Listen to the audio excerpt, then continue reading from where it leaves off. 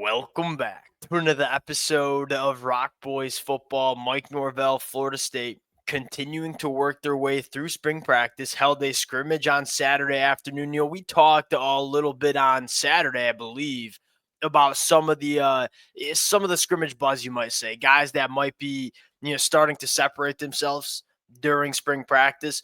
Want to circle back to that conversation and talk about a few more storylines that I think are intriguing to monitor as we enter the back half of the spring practice window for Florida State. And I want to start with another true freshman that is kind of generating some buzz over the last couple of days. Now, we've talked about Kevin Sperry at quarterback, a guy that I don't think will play significant snaps for Florida State in 2025, but a guy that I think Mike Norvell and Florida State like what they have with him.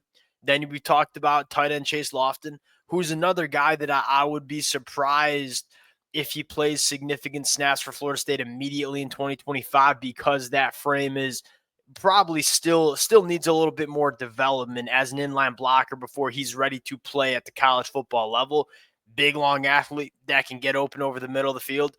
Here's a freshman that I think has an opportunity to play and has been generating some buzz during spring practice. I believe Earl Little, singled Jayvon Boggs out, and wide receiver Jayvon Boggs. That's who I want to talk about. This is a wide receiver that, one, kind of gets lost in the shuffle a little bit. He was a late addition to the Florida State class in 2025, but I think gets kind of lost in the shuffle because of the kind of wide receiver he is, where he's not a guy like Hakeem Williams or a guy like Elijah Moore that have a ton of size or a ton of straight line speed. That it seems to me that most of the freshman wide receivers that generate the most buzz on the recruiting trail are either the really big wide receivers or the wide receivers that have crazy track and field times, and just the really polished, really productive wide receivers kind of fly under the radar.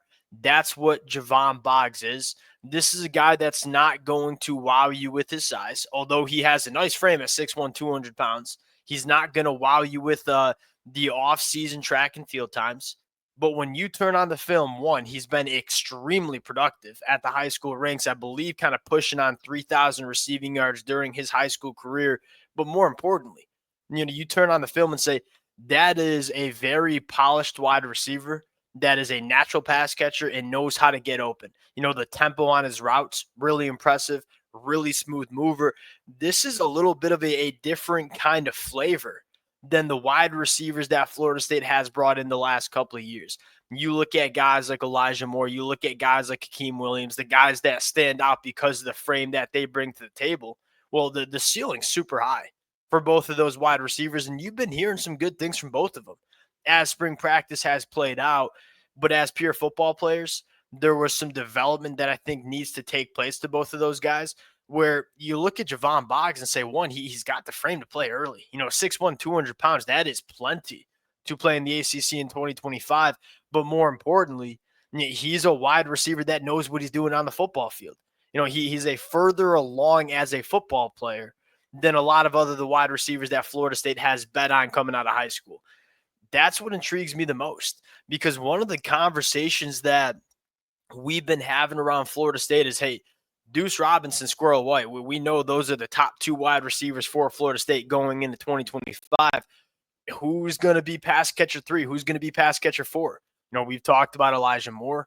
We've talked about LeWayne McCoy. We've talked about Hakeem Williams. Haven't really talked about Jayvon Boggs. He's a guy that I think has emerged as potentially that wide receiver 3 candidate for Florida State. And I think what stands out to me about Jayvon Boggs is he's a multi-dimensional guy.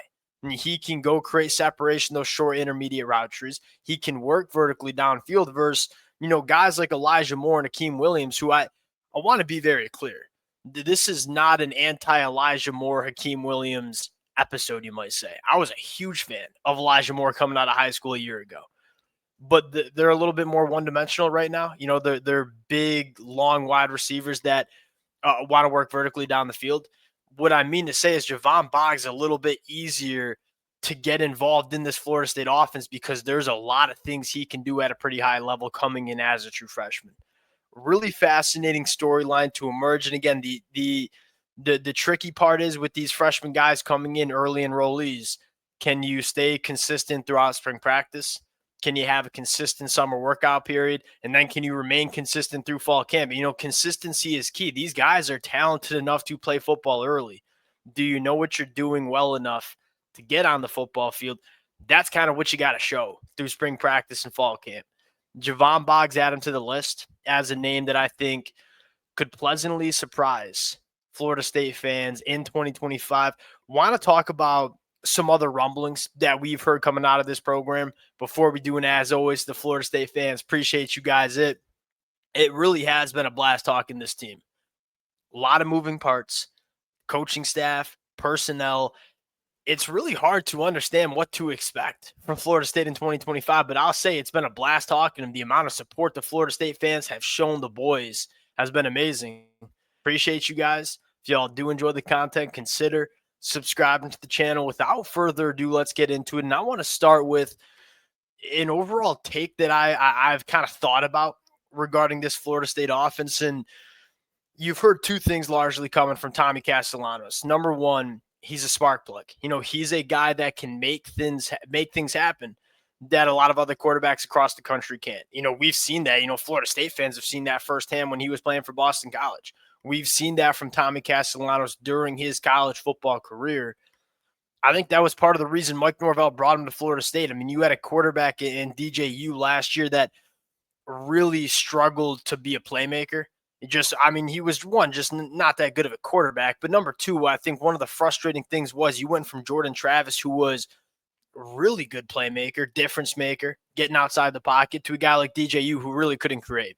And I think Mike Norvell wanted to go back to a quarterback that could give you that spark plug nature. Thomas Castellanos can. Now, you're hearing some things about maybe lack of consistency, which I also think is to be expected. As exciting as Thomas Castellanos is to watch, it hasn't always been super consistent from this kid. One of the things that stands out to me is I'd rather take explosive over efficient. And that's just not my personal take. The numbers bear that out. And I'm not a super analytical guy here, but you go look at the numbers of the offenses that just purely score the most points across all of college football. Efficiency matters. You want to be an efficient offense, but I'll tell you what matters a heck of a lot more is being explosive, hitting those 20, 30-plus yard plays. Those metrics, how many 20-plus play yard or 20-yard-plus plays that you make, that correlates almost directly to the best offenses that you see in the country. And so, yeah, we're struggling with the efficiency with this offense. I think that might be to be expected. But the explosive nature that Thomas Castellanos sounds to be providing to Florida State, I think that should excite Florida State fans. Another interesting storyline emerging is the depth on the offensive line. I am very vocal that if you have the starting five that we see on our screen play all 12 games for Florida State, to me, it's going to be a significantly better offensive line. There's no arguing that. It's going to be actually a pretty damn solid offensive line if you get all five of these guys playing 12-plus games next year. The big concern, I think, for a lot of Florida State fans is this offensive line might be one or two injuries away from having some serious question marks. Well, maybe not anymore. You're hearing Mike Norvell give some love to a guy like Lucas Simmons, to give some love to a guy like Andre Otto or Jonathan Daniels. Manassi Atiti, I think, is another guy that's getting some buzz.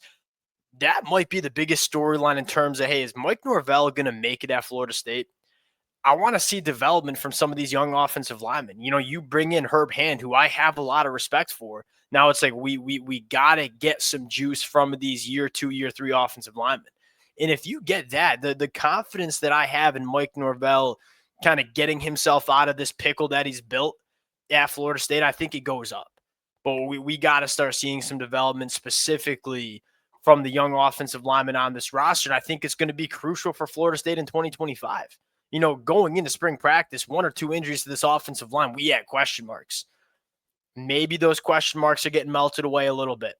Again, wait and see to see how it looks in 2025.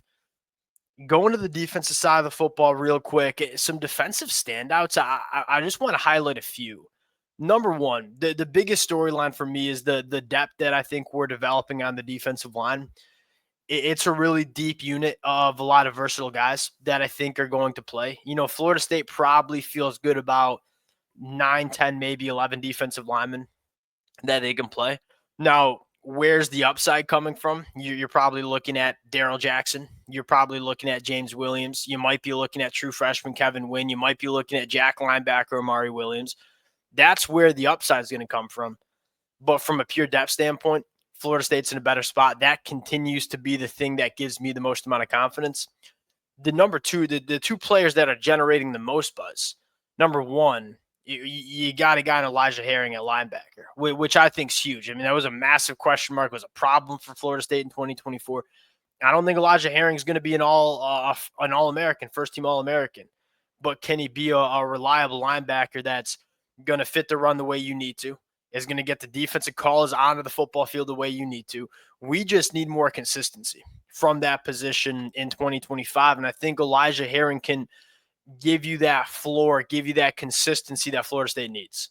The whole secondary seems to be in a good spot. You're hearing great things from Earl Little Jr., who I think is going to be crucial in this Tony White defense, because the one thing you always say with Tony White is it's versatile. We're doing a lot of different things with a lot of different players. Earl Little has the potential, and it wasn't great in 2024. We all know that, but he has the potential to be just an absolute defensive chess piece for Tony White in Florida State. He can play nickel, can play back end safety, can come up in the box and support the run. We need Earl Little to have a big year. It sounds like he's emerged as not only one of the better players on this defense throughout spring practice, but one of the leaders too, which is another thing we've talked about. Is like, where's the leadership coming from? It was something that Florida State didn't have in 2024. They had it in 2023. Guys like Jordan Travis, guys like Jared Verse, they didn't have it in 2024. Can Earl Little be that guy? Jabril Rawls generating some buzz. Quandarius Jones generating some buzz. You've heard some good things from a true freshman like Shamar No. The secondary, there's a reason Florida State didn't go to the transfer portal to get any guys in the secondary. They feel good about the talent that they have in that room. Now we're deeper in the front seven. That should be optimistic. Again, it's really hard to project this football team, but there are some things you can take away from spring practice that give you some confidence. And I'll say this, the vibe's different. Mike Norvell is doing it. I think the Florida State fans call this sunshine pump, and he's doing less of that. He will tell you what players need to continue to do good. It's not just pure, hey, everything's great within this program, which maybe we should hear a little bit more of that. Go back 12 months ago, maybe it was a little bit too much telling the media how good this football team is. Maybe we got to switch that up a little bit. I'm not saying you go and drag your whole football team to the media, but saying, hey, we're doing a lot of good things. But there's a lot of ground that we got to cover too before we get to August and September. We'll close it out there. Appreciate you guys rocking with it. If y'all do enjoy the content, consider subscribing to the channel. Appreciate you guys, and we'll talk to y'all later. Peace.